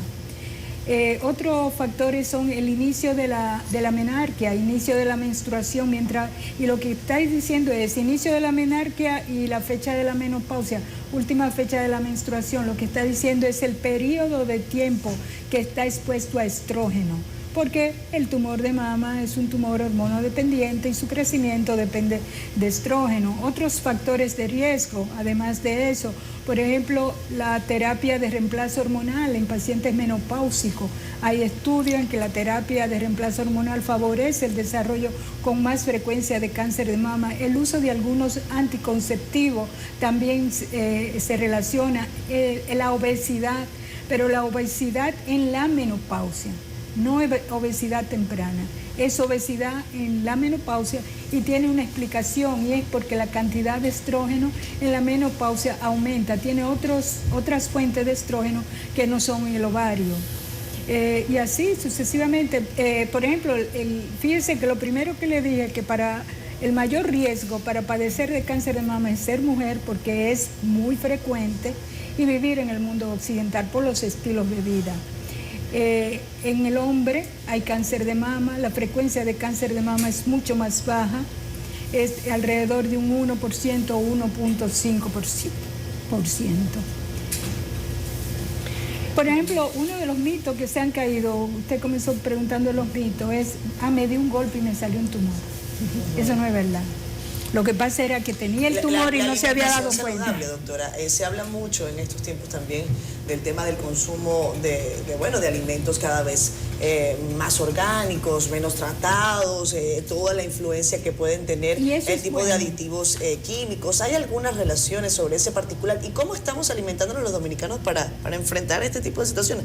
¿Hay relación? No hay estudios concluyentes, pero la Academia Americana de Cirujanos recomienda una nutrición saludable, es decir, para muchas enfermedades. Dentro de esa... Pero usted dice eso, doctor, y perdón que yo le interrumpa, porque cuando uno le dice a la gente una alimentación saludable, la gente dice, pero yo como bien. Ajá, ¿y qué come usted? Entonces, cuando uno empieza a escuchar la dieta, uno dice, bueno, dependiendo, según, como decimos nosotros, dependiendo cómo usted lo vea, eso es comer bien, porque sabroso es, pero no necesariamente pero, saludable. Por ejemplo, una dieta saludable es decir, controlar la grasa. por ejemplo, controlar los hidratos de carbono. Otro factor que es bueno tenerlo en cuenta, que se relaciona con el sedentarismo, con el desarrollo de cáncer de mama, y por eso nosotros a las pacientes ya diagnosticadas con cáncer de mama la estimulamos a que tengan una vida activa. Le voy a decir, por ejemplo, en esas etapas tempranas que hacemos diagnóstico, que vemos que el paciente puede seguir trabajando, nosotros lo estimulamos a que continúe con su trabajo. Es mucho mejor porque se sienten desde el punto de vista emocional bien, y además desde el punto de vista médico tienen la capacidad para elaborar. Uno de los objetivos del Día Mundial de la Lucha contra el Cáncer de Mama es crear conciencia, sensibilizar. ¿Qué tal si finalizamos la entrevista con un mensaje de usted, doña Julia, como presidenta de la Liga? Yo creo que lo importante es que no se tenga temor al chequeo, o sea, que hay mucha información ahora con relación a lo que es la enfermedad, a lo que es el cáncer, y hay muchas formas de de darse cuenta a tiempo si uno está en riesgo o si ya tiene la enfermedad. Y todo a tiempo tiene solución, como lo hemos visto en el hospital. Los pacientes que nos llegan ya con un diagnóstico temprano, en realidad lo superan de una forma increíble. Entonces, que la gente se entusiasme o que se anime a de verdad hacerse su chequeo. Las mujeres, no importa la edad, que vayan y se hagan su chequeo y que vayan a su médico. El médico es el que mejor le puede indicar qué deben de hacer. Pero que sí, que la gente vaya y se chequee. Bueno, gracias a ambas, gracias a la señora Julia Guerra de Oyer, que es presidenta de la Liga Dominicana contra el Cáncer, y a la doctora Rosa Aide Vasallo, que es directora médico del Instituto de Oncología Dr. Heriberto Peter. Para nosotros ha sido un placer recibirlas a ambas hoy en este Día Mundial de la Lucha contra el Cáncer de Mamas. Tenemos que hacer una pausa, pero si usted quiere ver esta entrevista inextensa, puede encontrarla en la portada y en las páginas interiores del periódico El Caribe y en todas nuestras redes sociales. Gracias a ambas. Gracias. Seguimos hablando del tema del cáncer, es el tema del día. El doctor Rafael Gutiérrez, desde Santiago, nos va a hablar del tema. Él es director del Centro del Cáncer del Hospital Metropolitano de Santiago, del HOMS. Buenos días, doctor. Muy buenos días. Doctor, se ha insistido mucho en la palabra clave de hoy, prevención, a propósito del Día Internacional de la Lucha contra el Cáncer de Mama. Prevención. ¿Usted suscribe eso? Así es, totalmente de acuerdo y convencido de que la prevención y diagnóstico temprano es el mejor armamento para el control de la enfermedad. Doctor, ¿cuál es el camino? Vamos a arrancar de cero para tratar de ser, didácticos con la audiencia. ¿Cuál es el camino? ¿Las mujeres deben empezar a qué edad? ¿Por dónde? ¿Primero autoexamen o primero médico? ¿O cuál es como quien dice, el ABC que debemos tener las mujeres y también los hombres para una fecha como la de hoy? Claro, sí. El ABC se inicia con los estudios de control para diagnóstico temprano, sonografía y mamografía.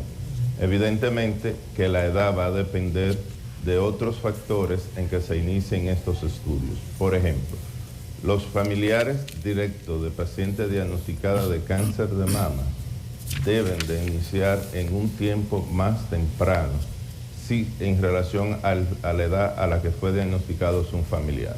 Por ejemplo, si una señora tiene hijas y ella fue diagnosticada de un cáncer de mama a los 35 años, sus hijas no deben de esperar a cumplir los 35 años para iniciar el chequeo.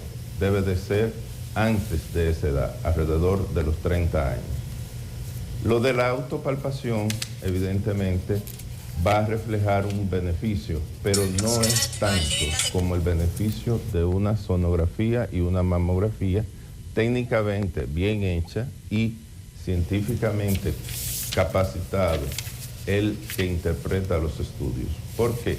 Porque cuando se hace autopalpación, la mujer puede encontrar tumores de alrededor de 2-3 centímetros de diámetro.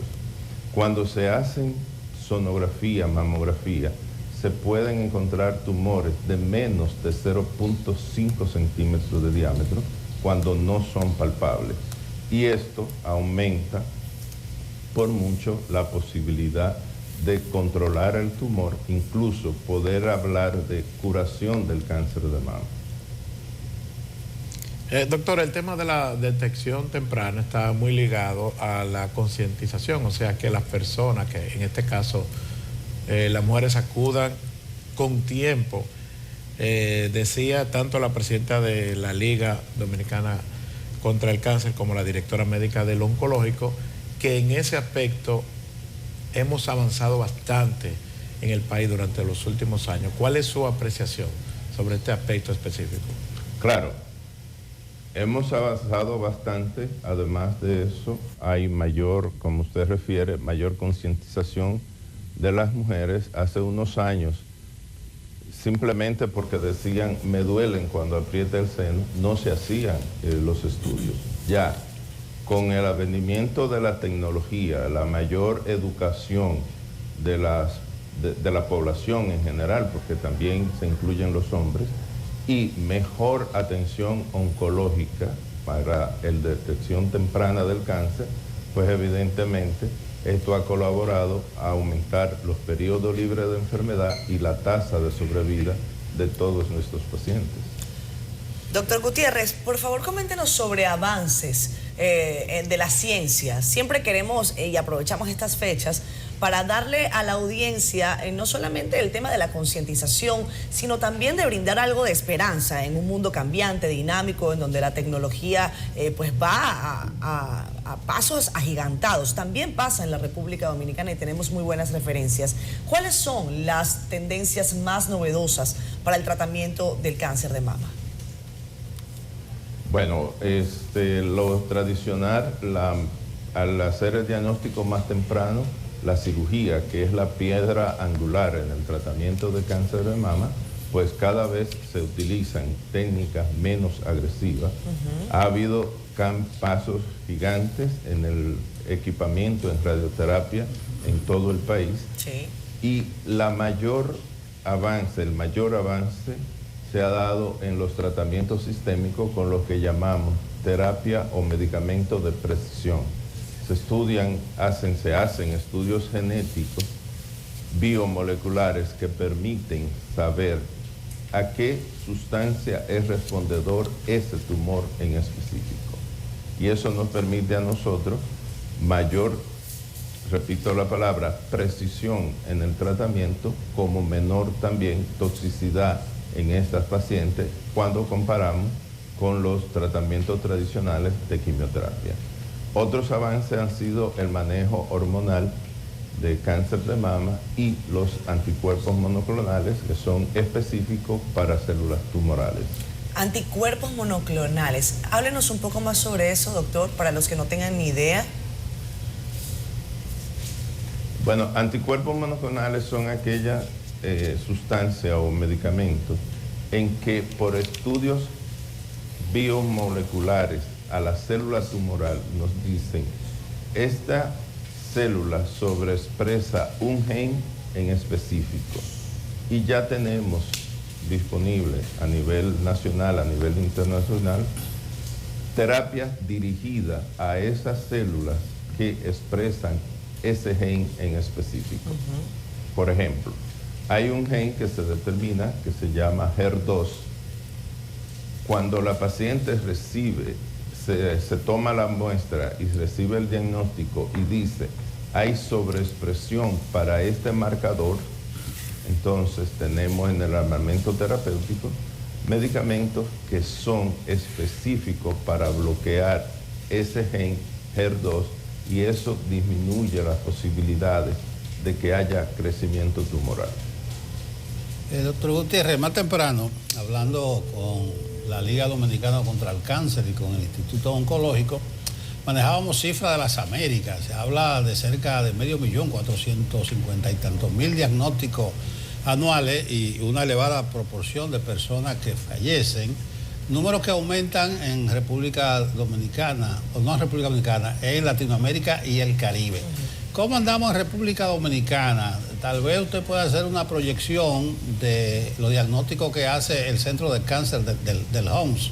¿Usted cree que se está avanzando en la prevención, que se está avanzando en la creación de conciencia. Claro que sí, evidentemente estamos avanzando. Cada vez más hay más mujeres a las que se le hace el diagnóstico temprano. Cada vez más disminuye la tasa de muerte por cáncer, aunque todavía sigue siendo alta, pero se da principalmente en países donde la accesibilidad a los sistemas de salud, a los medicamentos de estos altos costos y a terapias más específicas, pues evidentemente son más limitadas. En nuestro medio se entiende que por datos epidemiológicos de otros países con características parecidas a las nuestras, puede haber una incidencia de un caso en cada 7 u 8 mujeres. De ahí es la necesidad de concienciación a la población en general y de los estudios tempranos para estas mujeres, sobre todo los que tienen antecedentes familiares de cáncer de mama. Bueno, agradecemos la participación del doctor Rafael Gutiérrez, director del Centro de Cáncer del Hospital Metropolitano de Santiago, Homs. Gracias, doctor. Gracias a ustedes. Feliz día. Vámonos a pausa. Más temprano hablábamos del accidente de tránsito en que se vio involucrado una persona cercana a Mantequilla, y tanto el padre como la madrastra de ese personaje. En Sabana Grande de Boyá está el compañero D'Angelo Riz. Vamos a actualizarnos y a recibir informaciones frescas de este acontecimiento. D'Angelo, buenos días.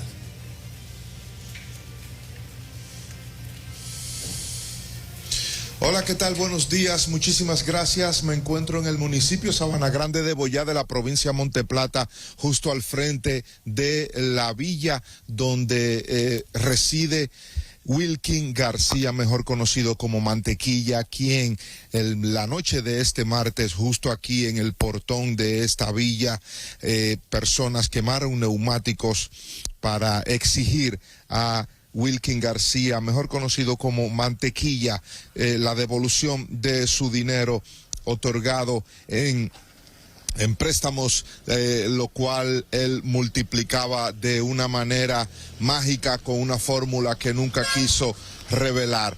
Me acaban de informar de una manera extraoficial que acaba de morir la madrastra de Mantequilla, quien también se encontraba en el vehículo a la hora del accidente que la noche de este martes también ocurrió, donde perdió la vida uno de los miembros de seguridad. Y al parecer la señora resultó afectada y parece que se complicó su situación, por lo que al parecer, no lo confirmamos oficialmente todavía, ella falleció reciente en las últimas horas. Esta es, como le dije, la residencia donde han estado viniendo personas a exigir la devolución de su dinero, y que la noche de este martes quemaron neumáticos aquí, como se ha podido observar en videos que circulan en las redes sociales, para luego perseguir a vehículos de propiedad de Mantequilla, donde circulaban miembros de su seguridad y al parecer también su madrastra, que también resultó afectada en el trágico accidente durante esa persecución, como ya hemos visto a través de las redes sociales. Nosotros hemos querido llegar hasta aquí para ver cuál era el ambiente que circulaba aquí, en esta residencia específicamente y en todos los alrededores. A esta hora de la mañana se verifica todo en calma, todo tranquilo. Sabemos que hay personas aquí dentro de esta villa. No intentamos llamar, pero no nos respondieron, pero sí sabemos que hay personas dentro.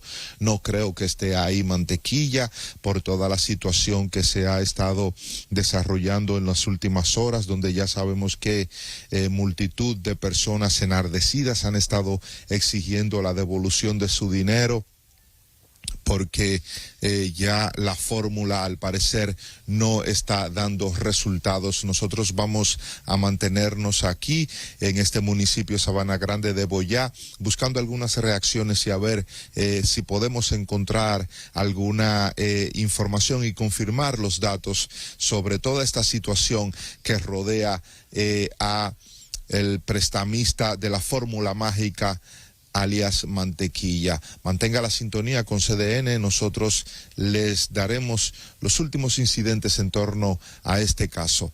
Es toda la información, vuelvo con ustedes al estudio. Si no me equivoco, hoy se renuevan las citas en el consulado de la Embajada de Estados Unidos para las visas de turistas. Si no me equivoco, son la B1 y la B2.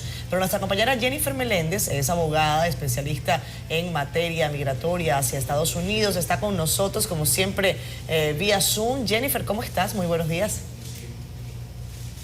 Hola, muy buenos días, Catherine. ¿Cómo te encuentras por allá en el estudio? Muy bien. Qué bueno que estés con nosotros. Cuéntanos, por favor, detalles. ¿Tienes confirmación de esto que te digo? ¿Que hoy se reanudan las citas?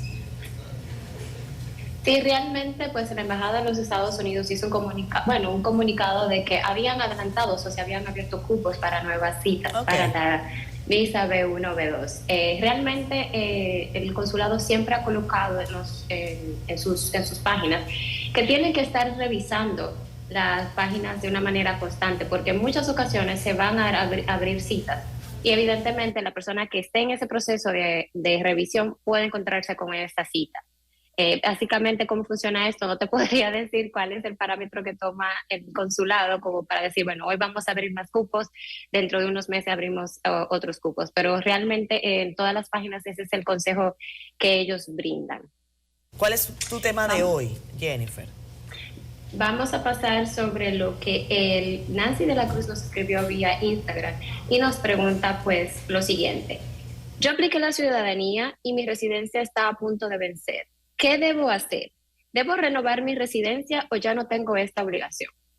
Bueno, esta es una pregunta que genera muchísimas veces confusión a las personas que están en este proceso de ciudadanía, y es que realmente si tú eres residente de los Estados Unidos, a pesar de que la tarjeta, este plástico se venza, no quiere decir que la persona ya no es residente. Es simple y llanamente un mecanismo que realmente ha creado los Estados Unidos para recaudar fondos. Esto por eso no quiere decir que la persona automáticamente deja de ser un residente de los Estados Unidos, pero evidentemente, como se ha establecido este mecanismo, si la persona viaja fuera de los Estados Unidos con la residencia vencida, entonces va a tener problemas, ¿ok? Pero a los fines de un proceso de ciudadanía, la persona sigue siendo residente. Entonces, la respuesta sería, si la persona piensa viajar afuera de los Estados Unidos durante el proceso, obviamente sería lo prudente aplicar para una renovación de su residencia, pero si la persona no piensa viajar, entonces no va a tener ningún problema porque aunque la residencia esté caducada, como les expliqué, pues básicamente la persona sigue siendo residente de los Estados Unidos. Si tienen una pregunta, siempre pueden comunicarse conmigo vía Migración Sin Fronteras 305, que este es el Instagram y el Facebook. Bien, muchísimas gracias, Jennifer. Bueno, vamos a estar atentos. Lo que vi más temprano y que te comento sobre el tema de las citas, está contenido en varios medios de comunicación. Dice, a partir de este 19 de octubre de 2022, la embajada abrirá citas adicionales para visa de turista, como tú bien decías, B1, B2, los miércoles cada 2 semanas. Esa es la información precisa. Y dice, el 19 de octubre, o sea, por ejemplo, hoy abriremos citas para entrevistas de visa de turista para el periodo del 2 al 15 de noviembre. El 2 de noviembre abriremos nuevas citas para el periodo del 16 al 29 de noviembre. Entiendo que están estableciendo una suerte de ritmo con el que pueden ir saliendo de esas visas que estaban represadas, de esas solicitudes de visa que estaban represadas. Comentan también, Jennifer, y con esto concluyo, que en los mismos días abriremos citas adicionales para entrevistas B1, B2, más allá del plazo de 2 semanas, según lo permitan nuestros recursos. Y comentan que procederán de acuerdo con esta programación hasta nuevo aviso. Y los que ya tienen cita pueden reprogramar para un día anterior si así lo desean. Me imagino que también evitando el flujo masivo de personas que probablemente acudan en estas fechas, ¿no? O sea, si usted tenía que ir hoy, quiere reprogramar porque se va a conseguir con mucha gente, reprograme. Gracias, Jennifer. Bueno, de nada, bye bye. Bye bye, vámonos a pausa. No, con Jennifer.